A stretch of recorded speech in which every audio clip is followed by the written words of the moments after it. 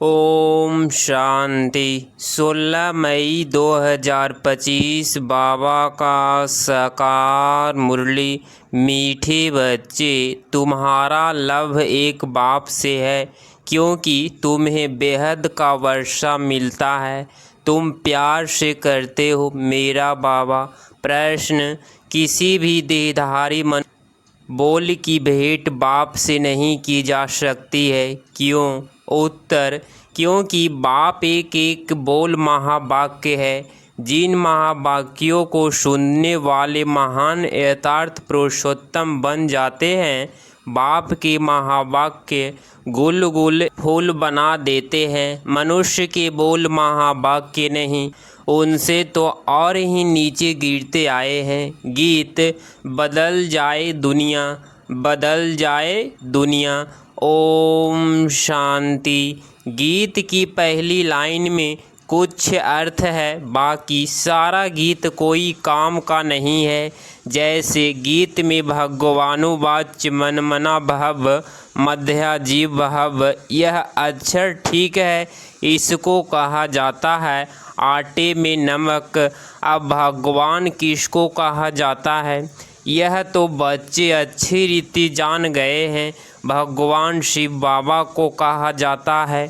शिव बाबा आकर शिवालय रचते हैं। आते कहाँ हैं? वैशाल्य में। खुद आकर कहते हैं, हे मीठे मीठे लाडले शिकिलधे रूहानी बच्चों, सुनती हो आत्मा है ना? जानते हो हम आत्मा अविनाशी हैं, यह देह विनाशी है। हम आत्मा अब अपने परमपिता परमात्मा से महावाक्य सुन रहे हैं। महावाक्य एक परमपिता परमात्मा के ही हैं, जो महान पुरुष पुरुषोत्तम बनाते हैं। बाकी जो भी महावाक्य गुरु आदि हैं, उनके कोई महावाक्य नहीं है। शिवोहम जो कहते हैं वह भी सही वाक्य है नहीं। अभी तुम बाप से महावाक्य सुनकर गुल गुल बनते हो। कांटे और फूल में कितना फ़र्क है, अभी तुम बच्चे जानते हो। हमको कोई मनुष्य नहीं सुनाते हैं। इस पर शिव बाबा विराजमान है, वह भी आत्मा ही है, परंतु उनको कहा जाता है परमात्मा। अभी पतित आत्माएँ कहती है, हे परमात्मा आओ, आकर हमको पावन बनाओ। वह है ही परम पिता परम बनाने वाला। तुम पुरुषोत्तम यथार्थ सब पुरुषों में उत्तम पुरुष बनते हो। वह है देवताए परम पिता। अक्षर बहुत मीठा है, सर्वव्यापी कह देते हैं तो मीठापन आता नहीं। तुम्हारे में भी बहुत थोड़े हैं जो प्यार से अंदर याद करते हैं। वह स्त्री पुरुष तो एक दो को स्थूल में याद करते हैं। यह है आत्माओं को परमात्मा को याद करना। बहुत प्यार से भक्ति मार्ग में इतना प्यार से पूजा नहीं कर सकते, वह लभ नहीं रहता। जानते ही नहीं तो लभ कैसे हो? अभी तुम बच्चों का बहुत लभ है। आत्मा कहती है, मेरा बाबा आत्माएं भाई भाई है ना। हर एक भाई कहते हैं, बाबा ने हमको अपना परिचय दिया है, परंतु वह लभ नहीं कहा जाता है। जिससे कुछ मिलता है उसमें लभ रहता है। बाप में बच्चों का लभ रहता है, क्योंकि बाप से वर्षा मिलता है। जितना जास्ती वर्षा उतना बच्चे का जास्ती लभ रहेगा। अगर बाप के पास कुछ भी प्रॉपर्टी है नहीं, दादे के पास है, तो फिर बाप में इतना लभ नहीं रहेगा, फिर दादे से लभ हो जाएगा। समझेंगे? इससे पैसा मिलेगा। अभी तो है बेहद का बाप। तुम बच्चे जानते हो हमको बाप पढ़ाते हैं, यह तो बहुत ही खुशी की बात है। भगवान हमारा बाप है। जिस रचता बाप को कोई भी नहीं जानते हैं, न जानने के कारण फिर अपने को बाप कह देते हैं। जैसे बच्चे से पूछो तुम्हारा बाप कौन, आखिर कह देते हैं हम। अभी तुम बच्चे जानते हो उन सब बापों का बाप है। ज़रूर हमको जो अभी बेहद का बाप मिला है, उनका कोई बाप है नहीं।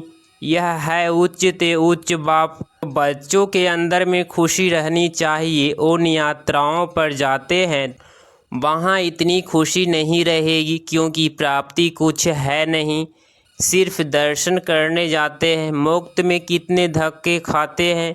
एक तो यह टिप्पर घिसी और दूसरा फिर पैसे की टिप्पर घिसती। पैसे बहुत खर्च करते, प्राप्ति कुछ नहीं। भक्ति मार्ग में अगर आमदनी होती तो भारतवासी बहुत साहूकार हो जाते। यह मंदिर आदि बनाने में करोड़ों रुपये खर्च करते हैं। तुम्हारा सोमनाथ का मंदिर एक नहीं था, सब राजाओं के पास मंदिर थे। तुमको कितने पैसे दिए थे? 5000 वर्ष पहले तुमको विश्व का मालिक बनाया था। एक बाप ही ऐसे कहते हैं, आज से 5000 वर्ष पहले तुमको राजयोग सिखाकर ऐसे बनाया था, अभी तुम क्या बन गए हो? बुद्धि में आना चाहिए ना। हम कितना उच्च थे, पुण्य जन्म लेते लेते एकदम पट आकर पड़े हैं, कौड़ी मिसल बन पड़े हैं। फिर अभी हम बाबा के पास जाते हैं, जो बाबा हमको विश्व का मालिक बनाते हैं। यह एक ही यात्रा है। जबकि आत्माओं को बाप मिलते हैं तो अंदर में वह लभ रहना चाहिए।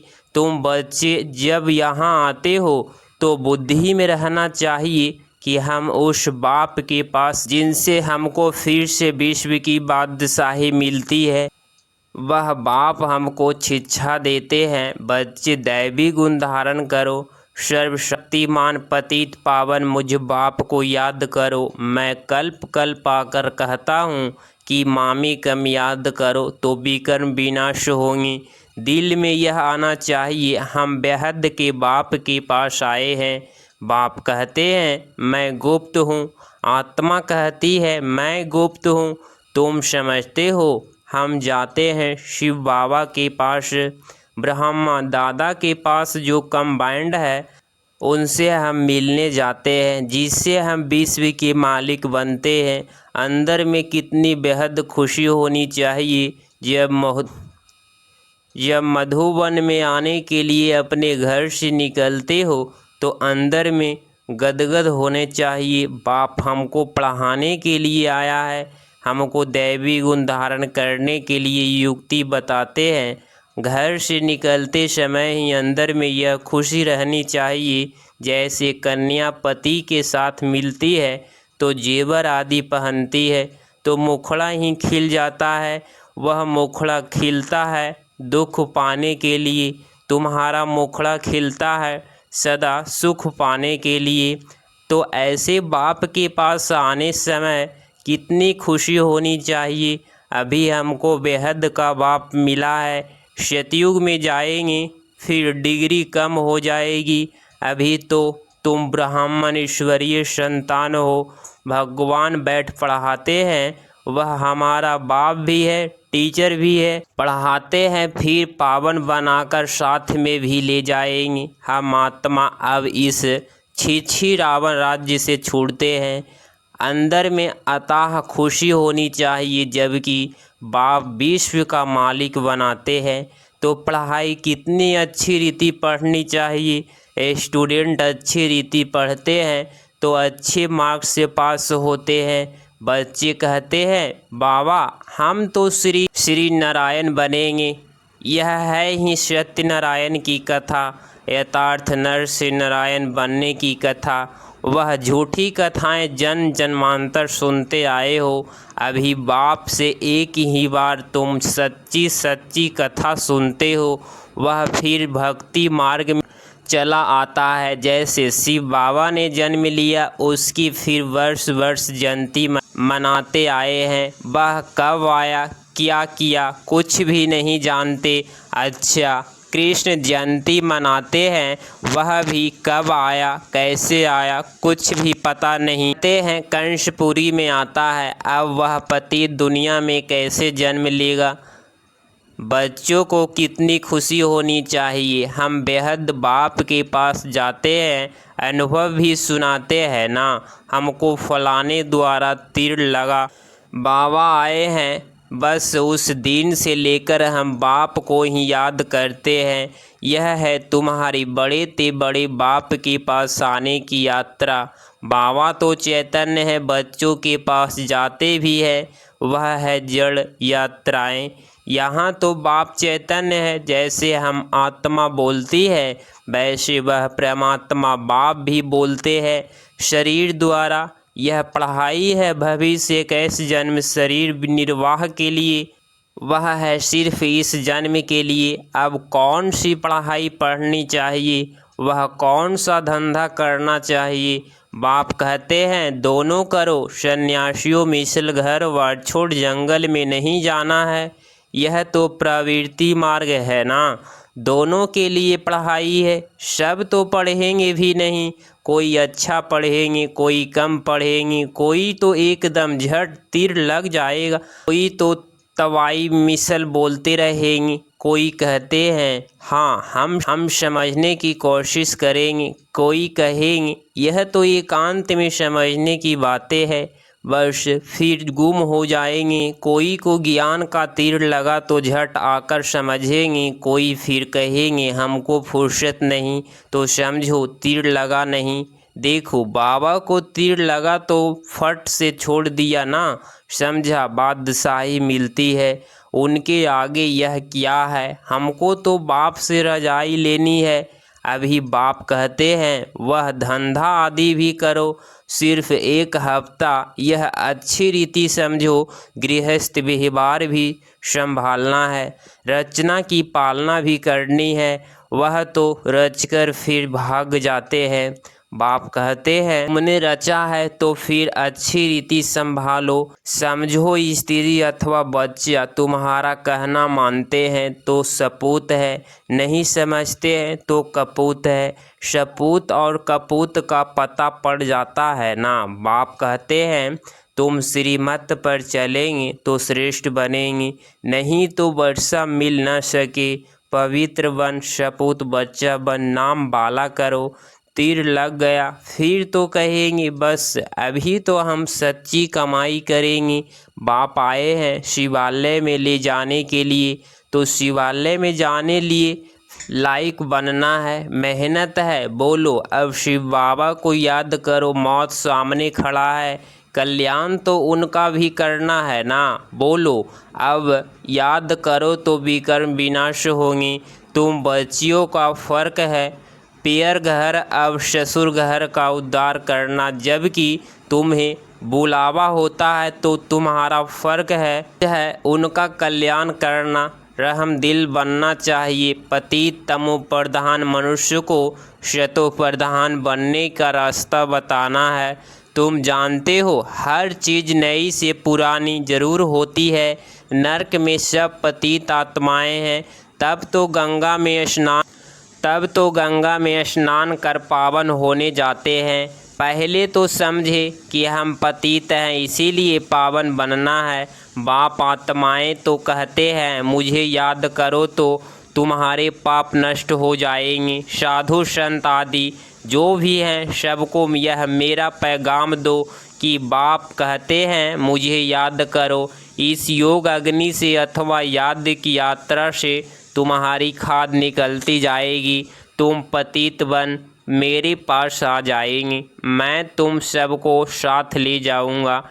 जैसे बिच्छू होता है चलता जाता है, जहाँ नर्म चीज़ देखता है तो डंक मार देता है, पत्थर को डंक मार क्या करेगा। तुम भी बाप का परिचय दो, यह भी बाप ने समझाया है। मेरे भगत कहाँ रहते हैं? शिव के मंदिर में, कृष्ण के मंदिर में, लक्ष्मी नारायण के मंदिर में भगत मेरी भक्ति करते रहते हैं। तो बच्चे ना मेरे से राज्य लिया था, अब पूज्य से पुजारी बन गए हैं। देवताओं के भगत है ना। नंबर 1 है शिव की अभ्यभिचारी भक्ति। फिर गिरते गिरते अभी तो भूत पूजा करने लगे हैं। शिव के पुजारियों को समझाने में सहज होगा। यह सब आत्माओं का बाप शिव बाबा है, स्वर्ग का वर्षा देते हैं। अभी बाप कहते हैं मुझे याद करो तो विकर्म विनाश हो। हम तुमको पैगाम देते हैं। अब बाप कहते हैं, पतित पावन ज्ञान का सागर मैं हूँ, ज्ञान भी सुना रहा हूँ, पावन बनने के लिए योग्य भी आ रहा हूँ, ब्रह्मा तन से मैसेज दे रहा हूँ, मुझे याद करो, अपने 84 जन्मों को याद करो। तुमको भगत मिलेंगे मंदिरों में और फिर कुंभ के मेले में। हाँ, तुम समझा सकते हो पतित पावन गंगा है या परमात्मा। तो बच्चों को यह खुशी रहनी चाहिए कि हम किसके पास जाते हैं। है कितना सद बाबा किया करे जो बड़ा आदमी दिखाई पड़े। सन्यासी कपड़े तो पहन नहीं सकते। बाप कहते हैं, मैं तो साधारण तन लेता हूँ, तुम भी राय दो कि मैं क्या करूँ, इस रथ को क्या श्रृंगारूँ। वह हुसैन का घोड़ा निकालते हैं, उनको श्रृंगारते हैं। यहाँ शिव बाबा का रथ फिर बैल बना दिया है। बैल के मस्तक में गोल गोल शिव का चित्र दिखाते हैं। अब शिव बाबा बैल में कहाँ से आएगा? भला मंदिर में बैल क्यों रखा है? शंकर की सवारी कहते हैं, सूक्ष्म बतर में शंकर की सवारी होती है क्या? यह सब है भक्ति मार्ग जो ड्रामा में नूंद है। अच्छा, मीठे मीठे शिकिलधे बच्चों प्रति माता पिता बाप दादा का याद प्यार और गुड मॉर्निंग। रूहानी बाप की रूहानी बच्चों को नमस्ते नमस्ते। धारणा के लिए मुख्य सार पॉइंट नंबर फर्स्ट, अपने आप से प्रतिज्ञा करनी है कि अभी हम सच्ची कमाई करेंगे, स्वयं को शिवालय में चलने के लायक बनाएंगे, बच्चा बनकर श्रीमत पर चलकर बाप का नाम बाला करेंगे। पॉइंट नंबर 2, रहमदिल बन तमो प्रधान मनुष्यों को शतो प्रधान बनाना है, सबका कल्याण करना है, मौत के पहले सबको बाप की याद दिलानी है। 16 मई 2025 का वरदान, हर मनुष्य आत्मा को अपने तीनों कालों का दर्शन कराने वाले दिव्य दर्पण भव। स्पष्टीकरण, आप बच्चों अब ऐसा दिव्य दर्पण बनो जिस दर्पण द्वारा हर मनुष्य आत्मा अपने तीनों कालों का दर्शन कर सके, उन्हें स्पष्ट दिखाई दे कि क्या था और अभी क्या हूँ, भविष्य में क्या बनना है। जब जानेंगे, यथार्थ अनुभव करेंगे, वह देखेंगे कि अनेक जन्मों की प्यास, वह अनेक जन्मों की आशाएं, मुक्ति में जाने की, वह स्वर्ग में जाने की अभी पूर्ण होने वाली है। तो सहज ही बाप से वर्षा लेने के लिए आकर्षित होते हुए एक बल एक भरोसा, इस पाठ को सदा पक्का रखो तो भम भर से सहज निकल जाएंगे। अव्यक्ति सारे रूहानी रॉयल्टी और प्योरिटी की पर्सनालिटी धारण करो। वारिश क्वालिटी प्रत्यक्ष तब होगी जब आप अपनी प्योरिटी की रॉयल्टी में रहेंगे। हद की आकर्षण में आँख ना डूबे। वारिश यथार्थ अधिकारी, तो जो यहाँ सदा अधिकारी स्टेज पर रहते हैं, कभी भी माया के अधीन नहीं होते, अधिकारीपन के शुभ नशे में रहते। ऐसे अधिकारी स्टेज वाले ही वहाँ भी अधिकारी बनते हैं। अगर इस चैनल पे आप डेली मुरली क्लास सुन रहे हैं तो चैनल को प्लीज़ सब्सक्राइब करें और नोटिफिकेशन ऑल पे क्लिक करें। मिलते हैं अगली मुरली क्लास में। ओम शांति।